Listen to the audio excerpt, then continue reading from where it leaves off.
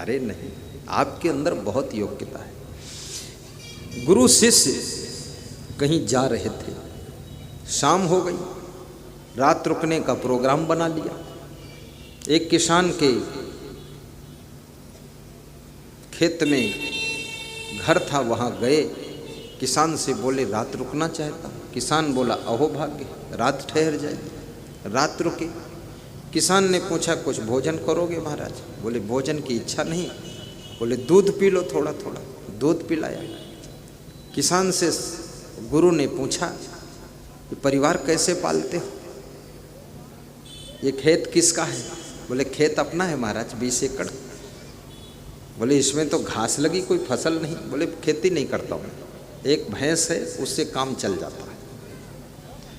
तो महात्मा ने सोचा एक भैंस में अटक गया याद। महात्मा सो गया, किसान सो गया। 3 बजे महात्मा सुबह उठा, शिष्य को जगाया और कहा आज एक काम कर, मेरी आज्ञा है, इस किसान की भैंस खोल ले तू और इसको चुरा कर ले चलना है।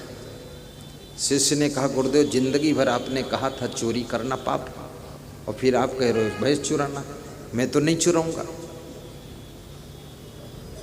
बोले गुरु की आज्ञा शिरोमणि होती है, ये चोरी में भी पुण्य होगा। बोले चोरी में पुण्य कैसे होगा? गरीब आदमी भैंस से पूरा परिवार पल रहा हो, भैंस हम चुरा लेंगे तो भूखों मर जाएंगे। बोले तर्क नहीं करना चाहिए गुरु से, तो भैंस खोल। शिष्य श्रद्धावान था, भैंस खोल लिया।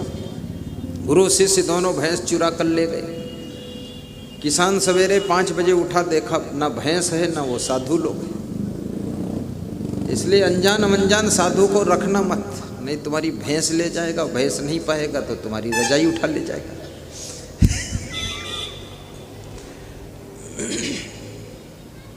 साधु में भी समझना पड़ता है। लेकिन घटना क्या घटी, वो भैंस ले गए। 10 साल तक वो लौट कर ही नहीं आया। इधर एक किसान बड़ा दुखी हुआ, क्योंकि ये परिवार का पालन पोषण भैंस के दूध से ही होता था, और भैंस चली गई।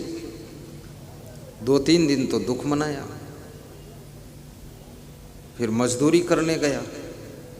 10-5 दिन मजदूरी किया, लेकिन मजदूरी से परिवार का खर्चा नहीं चला, तो जंगल से सूखी लकड़ी बटोर कर बेचना शुरू किया। 15 दिन वो धंधा किया, उससे भी खर्चा नहीं चला।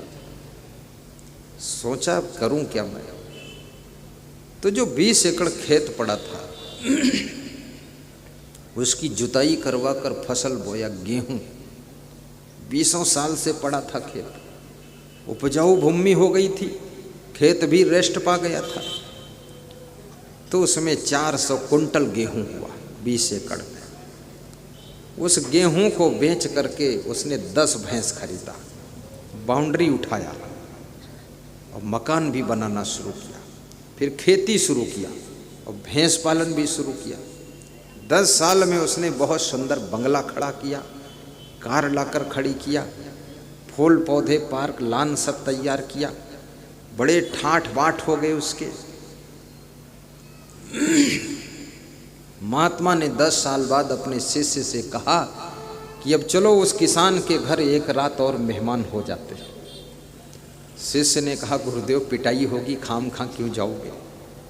एक बार गए तो भैंस चोरी करके लाए हो, अब जाओगे तो पीटेगा फिर किसान। तो महात्मा ने कहा नहीं, आप चिंता मत करो, चलो। वो महात्मा शिष्य के साथ किसान के यहाँ फिर आया तो उसको सब बदला हुआ नज़ारा, बदली हुई सीन दिखाई दी। वो भ्रमित हो गया कि वही किसान का खेत है, वही घर है, ये तो सब बदला हुआ है। ये तो बंगला बना हुआ है 3 मंजिल का, कार खड़ी हुई है, खेत में फसल लहला रही है। लेकिन उसको आइडिया था यही है। वहाँ अंदर गया, वही किसान मिला। उसने दंडवत प्रणाम किया कि महाराज धन्य भाग, बहुत दिन बाद लौटे आप, दर्शन दिए। तो महात्मा ने कहा कि हाँ दूसरी तरफ चले गए थे। महात्मा लोग दूसरी तरफ बहुत जाते हैं।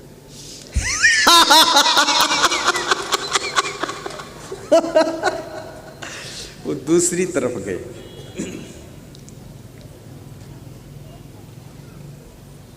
महात्मा ने पूछा किसान देवता ये मकान आपका है? बोले हाँ महाराज, ये अपना ही है। बोले ये फसलें? बोले अपनी हैं। बोले ये 10-20 भैंसें दिख रही? बोले अपनी हैं। बोले कार? बोले अपनी है। बोले लान पोल पार्क सब अपना है। बोले आपका तो इतना विकास हो गया, कैसे हुआ? तो उस किसान ने कहा, प्रभु आप जिस रात आए थे वो रात मेरी आखिरी रात थी, गरीबी की रात। उस दिन मेरी भैंस चोरी में चली गई, और भैंस जब चोरी में लकड़ी बटोर कर बेचा 15 दिन, उससे भी खर्चा नहीं चला, दुख बहुत हुआ। फिर मैंने सोचा कि खेती करूं, तो 20 एकड़ खेती की जुताई कराकर गेहूं बोया, 400 कुंटल गेहूं हुआ महाराज। तब से मैं खेती भी करता हूं, भैंस भी पालता हूं, सारी उन्नति हुई है। अब शायद आपकी कृपा से हुई या जैसे हुई। और उसी रात मेरी भैंस भी चोरी चली गई थी, जिस रात आप ठहरे थे।